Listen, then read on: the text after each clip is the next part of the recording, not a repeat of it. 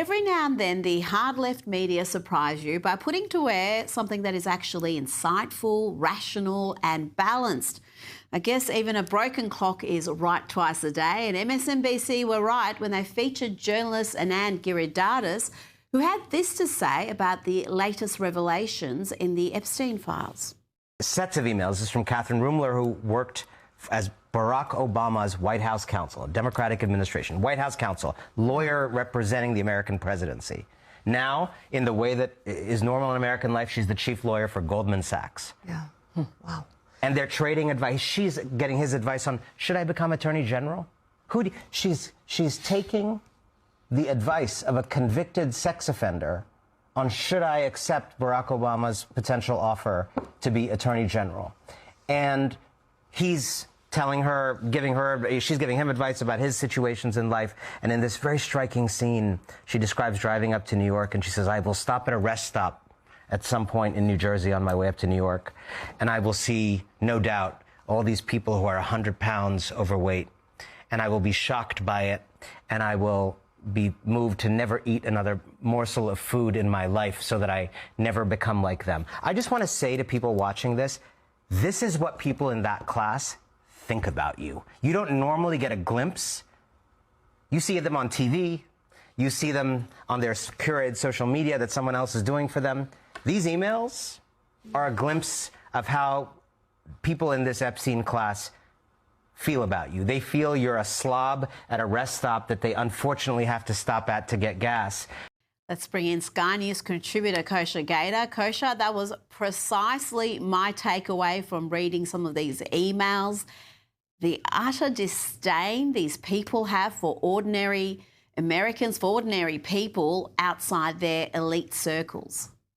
Yes, as you say, Rita, even a broken clock is twice right, or right twice a day. It felt like a through-the-looking-glass moment for me, because what he was saying is what you and I and other people talk about, certainly on the right side of politics, all the time, every day, every week. And it was just really bizarre to hear them say that. I thought Mika Brzezinski's face was a little bit funny, like there was cognitive dissonance going on in her head, and she couldn't quite work out. Should she debate him? Should she accept it?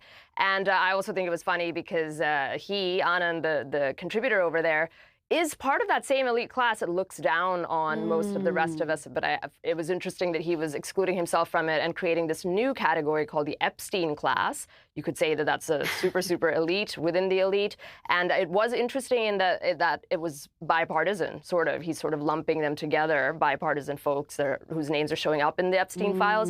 So maybe the edifice is cracking a little bit, and we're getting out of this left versus right thing, because there are offenders from both sides, certainly in those vast emails that are still being analyzed. I would argue plenty of the MSNBC hosts are also in that class. They may not be in any way connected to Jeffrey Epstein, but they also have disdain for their fellow countrymen and look down upon them as the great unwashed that they have to coexist with. Now, more on those emails in the Epstein files, which have also lifted the lid on Ghislaine Maxwell's strong ties to the Clinton Global Initiative, one of Bill Clinton's post-presidential projects. Kosha, Ghislaine Maxwell reportedly played a major role in funding and establishing the Clintons' charity.